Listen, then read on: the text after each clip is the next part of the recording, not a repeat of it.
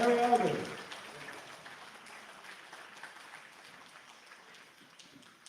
I have some tough Q&As for you now, Harry, okay? Okay, you first. Come here. We have to do a dance. I hold it, you talk. So I'll quote the Bible, prophets are never welcome in their own village, and you, sir, are a prophet. That's the topic to a big degree of our chaplain, our rabbi chaplain, this Sunday morning interfaith services. To the extent that you can share, wish to share with us, I would be interested in what it's been like and what's happened to you and your family because of your prophetic voice. And this follow-on question to that is, we need advice as to what we can do to support those 20 students who came to speak with you, the mass of people in all communities who are silent and don't know what to do about speaking the truth as you do. What we can do calmly and effectively to help them speak the truth that they're feeling and can't speak. Thank you. Thank you for the question. This may sound overly simplistic. We really fit to transition. Tell the truth, stand your ground, and don't retreat in the face of somebody falsely accusing you of something that you did not do and do not believe. I have so many white friends who just cower when somebody accuses them of engaging system of racism. I said, don't you stand up for yourself? It's a lie. Somebody called my show once, a Latino, and said, we need a Hispanic Larry Elder. I said, there is. And he said, who? I said, Larry Elder. It is a lie. In fact, Rasmussen has done polls for years, asking blacks, Asians, Hispanics, and whites, of these four groups, which group is more likely to be racist? Now, nobody said the majority of any group was, but more whites said blacks than anybody else. More Hispanics said blacks than anybody else. More Asians said blacks than anybody else. More blacks said blacks than anybody else. It's at the point now where you have all of these fake hate crimes. There's a guy named Wilford Wilder. He teaches at a black college in Kentucky. He wrote a book that documented 500 fake hate crimes with Justice Smollett going back over several years because so many white people are willing to believe this lie. And it's making things worse. Just tell the truth. Thank you. Okay. Hi, sir. I have two questions for you. Add to my answer here. I give speeches a lot, and often the audience is about demographically the way this audience is. Handful of black people. So I'm giving a talk, big room, and there's a black man, big dude, 6'5", and I make a point and shake his head like this. Make another point and shake his head like this. Make another point and shake his head like this. This guy's gonna kill me. So the speech is over. He walks up to me. I always have security here, right? And he said, I thought I was knowledgeable.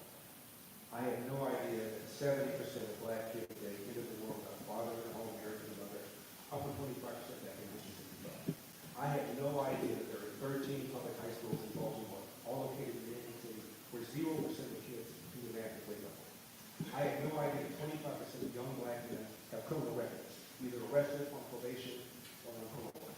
I had no idea until I heard your speech. I watched too much CNN. I read too much New York Times. Thank you for opening up my eyes and walk away. And my point is, the truth will set you free. It really will. I'm at last thing I know. Okay. Happy? I wrote a book called You'll get your chance. the National California Position Directive that goes to save the nation. It's about my race for governor in 2021 in California. So the race is over, and I go to a restaurant on the west side of LA. LA is very liberal, west side is more liberal. I'm in a restaurant waiting for my buddy, he's late. I'm sitting there by myself, and there's a table next to me, and I think the ladies there feel sorry for me, so they start talking to me. We have a nice conversation, 20, 25 minutes. I find out that they're both Jewish. They've known each other since the second grade. One of them was celebrating her 85th birthday. One called herself a human rights advocate, whatever that is. The other called herself a psychotherapist. And then at 25 minutes, one of them said, wait a minute. I know you. You're that guy that ran for governor. You're that Larry Elder. I said, that's right. She said, guess who we voted for? She didn't vote for me. How do you know that? Let's see, we're on the west side of LA. We're both Jewish. Right. One of you said you're a human rights advocate, whatever that is. I said, you didn't vote for me, it doesn't take Colombo to put that together. And they admitted that they had. I said, let me ask you something. You guys have kids? Yes, we both do. You live in the city? Yes, we do. Did you put them in the LA Unified School District? No, we did not. Why? School system is too bad. How do you like the way Gavin Newsom shut down the state in a more severe way than any other government? Hated it. We have friends who lost their businesses. How do you like the fact that the average price of a home in California costs twice that of the national average? We have young people who could not stay here. Our kids could not stay here because they couldn't buy a home. I said, what do you think about the homeless club? We have a homeless encampment near our house, and it enrages us. I said, so here we are, completing each other's sentences, but you didn't vote for me. Have you ever had a conversation with the Republicans before? And they said no.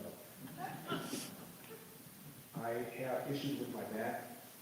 A buddy of mine recommended a massage therapist. And so I got the address. I'm assuming it's going to be on a commercial street. It's a residential street. I turned down. It's a house. So I walked out and knocked on the door. And the woman opened the door, 45 years old. She's got different colors in her hair, piercing everywhere but her eyeballs. I got hit in the face with a big plume of marijuana smoke. Not that I don't know what it smelled. And so I'm on the table, she's working on my back, and they're playing Motown music, which is my favorite genre of popular music. And every song I pretty much knew the backstory.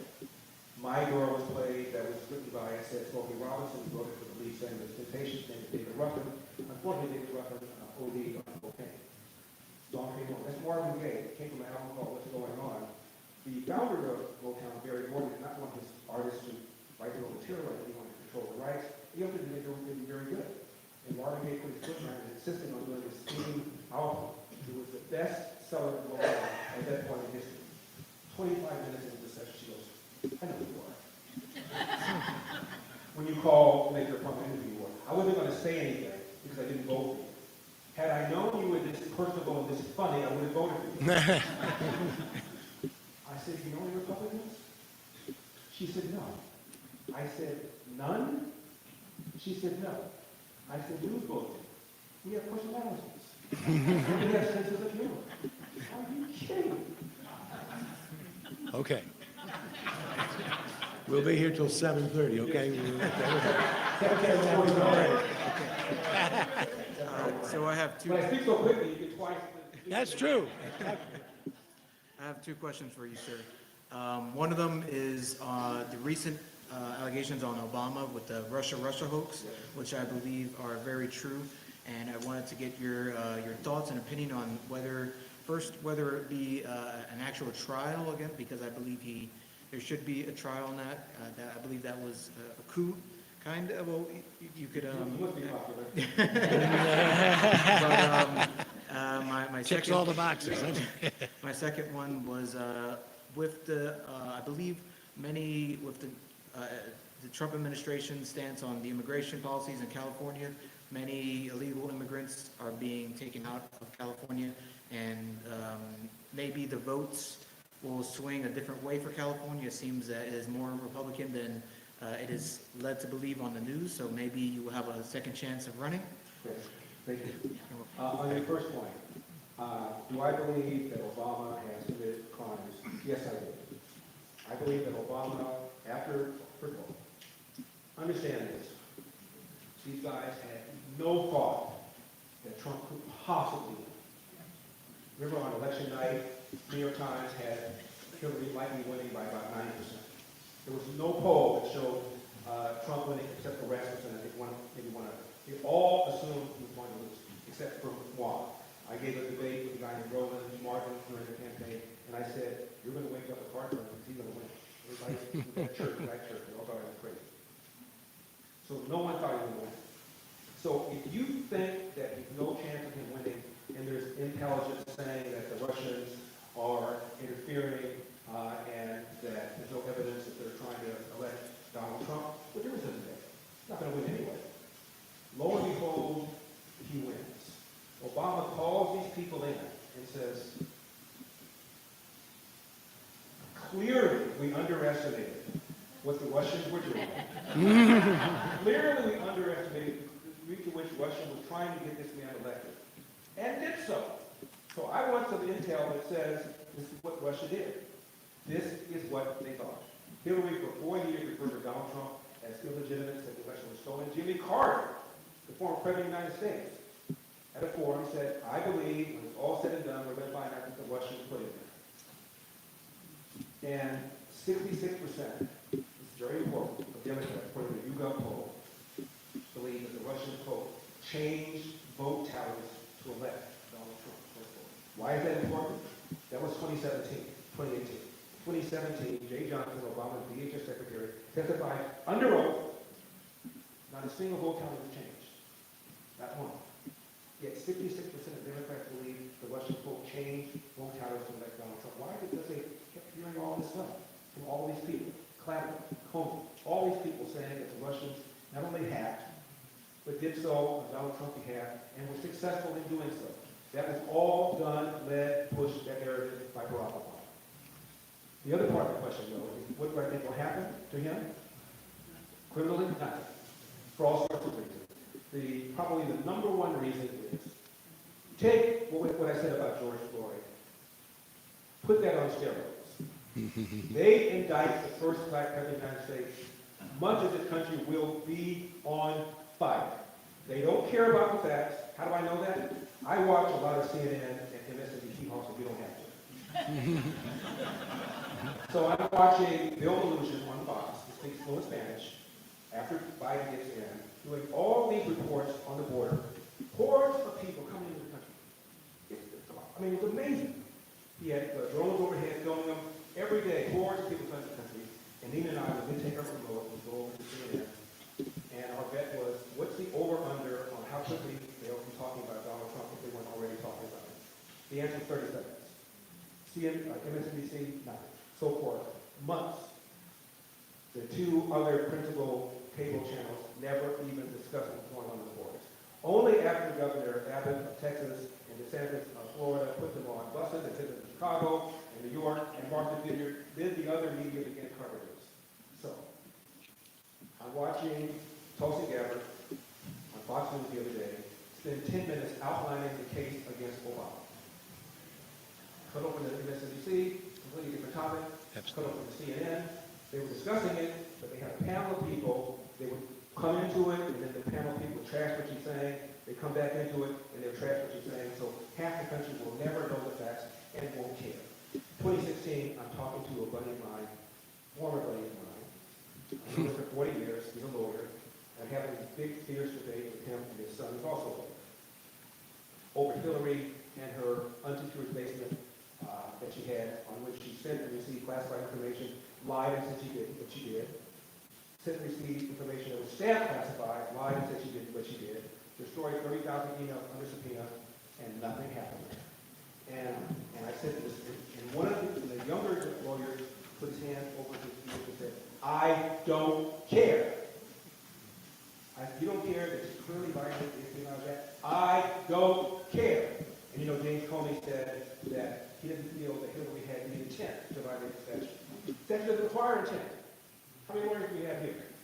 Doesn't require intent. A sailor took a picture of his nuclear submarine and sent it to his girlfriend. Had no intent to do anything. He's in jail. It doesn't require intent. So I said it to them. I don't care. I don't want Trump to win. So that's the position of half the country. No, he's not going to be in charge. Okay. Clapper, maybe. Brennan, maybe. But Obama is home free. The second reason, of course, is because the Supreme Court case that Trump won that said if you do something as an official act of the presidency, you're immune.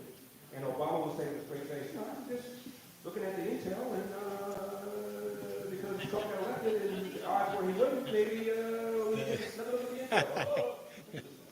Very good job. Very good job with that, by the way. He's home free. The other part was immigration.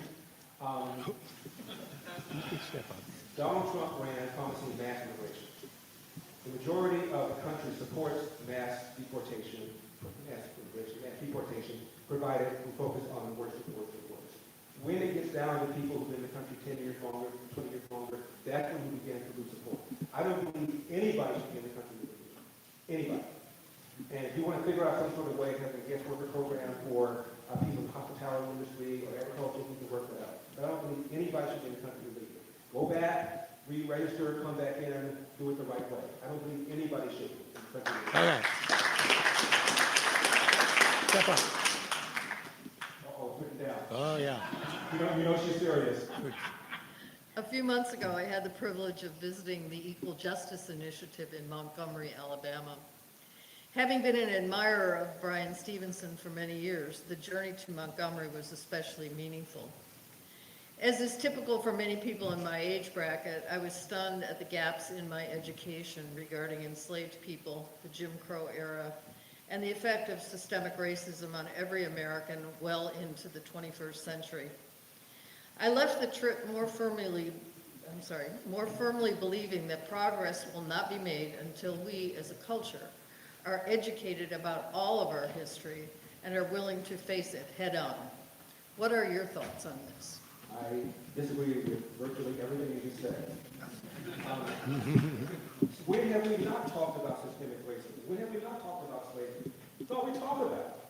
That's one of the reasons Democrats win elections. What they do is convince black people that they're victims, because the Democrats are not one of the white folks who think they should be born. They win elections by getting almost 80 to 90% of the vote of color, Hispanics and blacks until recently, to pull the lever for them. Otherwise, they lose the election. Now, how are you going to win an election and get black votes? Tell them that they're victims. Moreover, tell them that these guys over here, these dashing people over here, were Republicans, they wear the black hat, we wear the white hat, pull the lever for us. So that you are concerned more about social justice than about what I said about the breakdown of the family, which is by far the number one problem plaguing the black community and plaguing the country. By far, 40% of all American kids in the world today have a father in the home married to another. 25% of white kids do.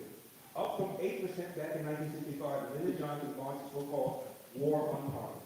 And what he did was incentivize women to marry the government and incentivize men to abandon the financial and moral responsibility. That's the number one social problem in America. Not systemic racism, not covert racism, not overt racism, not any of the other adjectives that they put up there. It's a bunch of nonsense. Okay.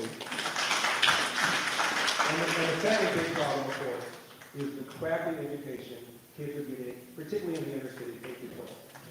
And by that I mean, I'm talking about 13 public high schools in Baltimore, 0% of kids will be in active grade level. That's just Baltimore. Same thing in Detroit, same thing in Cleveland, same thing in LA. Chicago, Illinois has 52 public schools, for the term government schools, where 0% of the kids can do active grade level. Most of them were in the south and west side of Chicago, black areas. We have 3 questions left, and you're running a little over time, and somebody has turned the air conditioning off, which is killing us. So, That's one way to get us out of here. That's one way to shut up over here.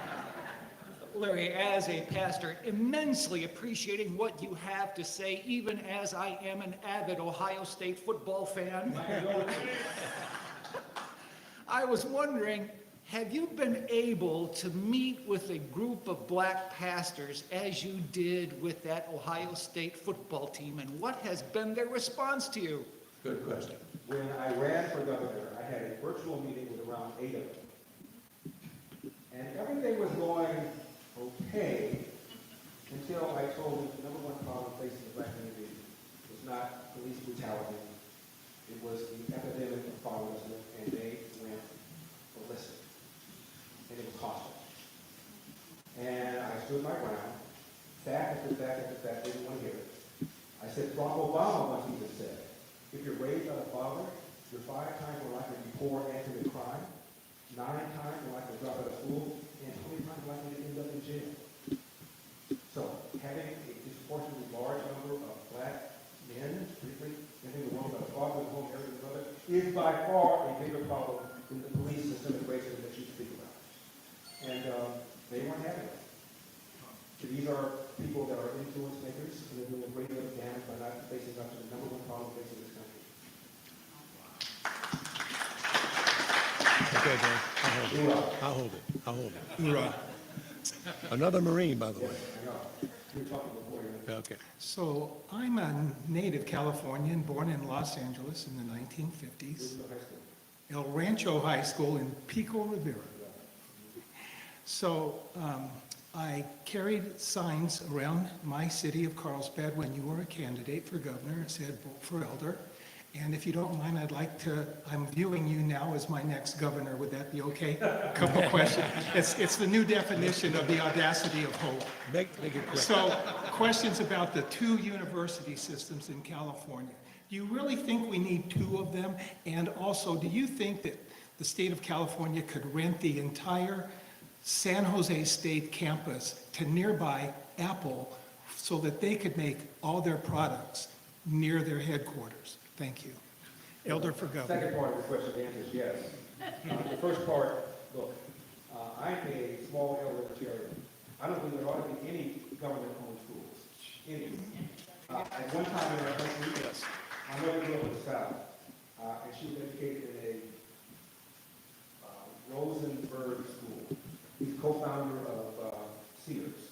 And at one time, 25% of black kids who were in school in the South attended Rosenberg? No. Rosenbaum? Yeah, what was his name? Rosen something. Rosenwald, thank you. 25% of them in Rosenwald School. We didn't have a takeover of the education system until about 100 years ago. People were educated through organizations in their own neighborhoods, and there's no evidence that the education was inferior compared to right now. So, but I know it's a radical position, it's one of the reasons I'm going to be president, but I think so much of what we do in this country, whether it's Social Security, Medicare, Medicaid, these are programs that the founding fathers never, ever, ever intended to occur. We didn't have an income tax until 1930. So how are all these things supposed to be paid for? The founding fathers did not intend to do these things to be done by the government. That famous book that we all read in high school, Democracy in America, by Chautauqua. What blew him away was he was traveling all around the country. This new country called America had all these things called mutual aid societies, organizations that were set up in their own communities to help people who were poor, to help people who needed health care. We did this on our own. And even during the Great Depression, charitable giving went up substantially, and then after FDR did the New Deal, it still went up, but not to the same degree, because people felt that they gave it home, they gave it loans. And the money spent by government is less efficient, and less likely to be effective than money spent by us. I gave 3 months when I was practically involved to the United Way, volunteer. 90 cents on the dollar for every donated dollar gets down to the intended beneficiary. That is not true when it comes to the money that we spend for property with respect to the government. Maybe 30 cents might get down to the intended beneficiary. So it isn't even as effective as people doing it rather than government doing it. So but that's just a big, big conversation we had. Big government. I was fact-checked. I'll say this now. Shut up. I'm on Off the Friends a few years ago. And I said, you know, in 1900, at all three levels, federal, state, and local, government took less than 10% of the American people. Now it takes around 32%.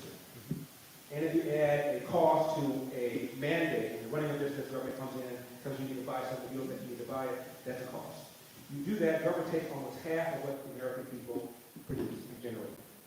So I get back home, I get a phone call from these left-wing fact-check organizations. Larry, this is one of you on Fox and Friends that you said in 1900, at all three levels, government took less than 10% of the American people. Do you have a source for that? I said, no, I just pulled it out of my book. Of course I have a source. I gave a source. And now you say government takes 32%, federal, state, local, I gave a source. And now you say it's 50%, you add the cost of mandates, I gave them several sources, including Heritage Foundation, American Enterprise, a professor at UCLA, Neil Haney, regular guest on my show. So the next day, they have a big article about what I said. They have a little guy here, a meter, and it says, Elder is half right. And it said, Larry Elder said in 1900, government took less than 10% of the American people. Turns out it took 9%, Elder was right. Larry Elder says right now government takes 32%. Turns out he's right. But Larry Elder says if you add a value to mandates, it's 50%. And this professor says, well, that's subjective because if someone tells you to buy something, it may add value to your business. It's hard to calculate what that is. So it really isn't, it's hard to determine. I was so ticked off. I contacted the two people with the article. To their credit, it came on my show. I said 3 things. First thing I said was about in 1900, all three levels took less than 10%. Right. That's right. Second thing I said, right now, it takes around 30 months. You're right. Third thing, you were wrong. Okay. That's 2 out of 3. How come not 2/3 right? Was it fuzzy math? And they said, you know, you're right. We'll go back and we'll take a look at it. Maybe we'll redo it. They did. Final question. I'm glad to hear you use the term small L libertarian. That's me all over the place. So let's use that as a segue. Would you care to comment on the difference or what's happening, contrasting the classic liberalism, and not many people really know that term, the classic liberalism versus the small L libertarian movement today? And then the question is the big L Libertarian Party actually doing more harm than good to the small L Libertarian cause? It sounds like a long answer. I'll just answer part of it. Okay. The big L Libertarian Party is doing a great deal of damage because there are a handful of elections over the last several decades where but for the 2 or 3 or 4 or 5% Libertarian gets mostly taken out of the Republican side, there wouldn't have been a Democrat senator, Democrat governor. So doing a lot of damage, which is why I've never been a capital L Libertarian. Actually, I call myself a Republican. Milton Friedman called himself a small L Libertarian and also a Republican, and I'm a big Milton Friedman proponent. Yes. Classical liberals, somebody that believes in small government, maximum personal freedom, and of course, what we call liberal today is nothing like that. They're leftists. They believe in big government. They believe that healthcare is a right. They believe that rich people don't pay enough in taxes, and in fact, rich people are overtaxed. They are a real threat and a real danger to our society. The good news is, because of Trump, because of MAGA, there's a massive, massive pushback, and I have not been this optimistic in a long time. Larry Elder, ladies and gentlemen.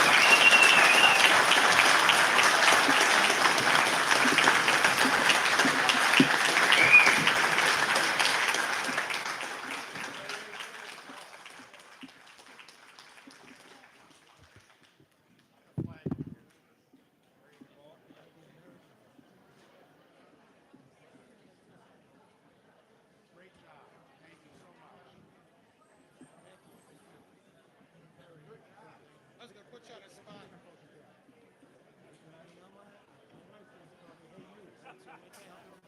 I was going to put you on a spot and remind you, way back when, don't call me a Republican, it's an embarrassment. But it's okay, I understand why. Great answer, thank you. Thank you. Oh, my wife, Mary.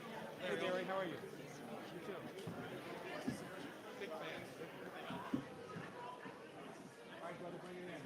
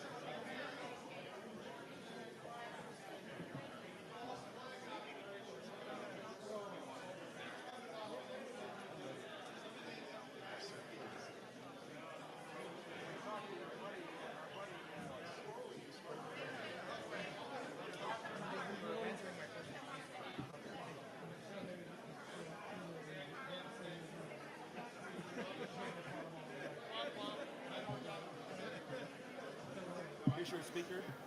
Remember, you used to talk about your mother, the judge. Yes. Yeah. Yeah, I have a story about her I was going to give, but he booked me, so I didn't give it.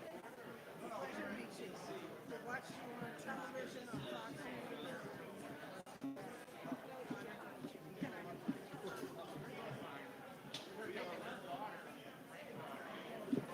Thank you very much. Black friend. This is staying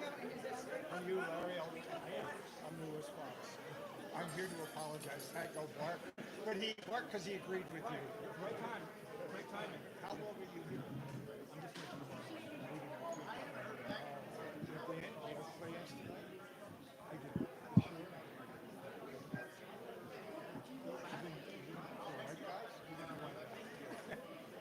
I enjoy it. It's very efficient. Excellent. Much better than the morning show. more right, but you sat through it though. Right? I did because I have to help my friend who can't see. Otherwise, I would have got up like my wife did and left. Yeah, it was, I gotta tell you, I always like to hear what the other side thinks. That's how you learn. But it is, I agree.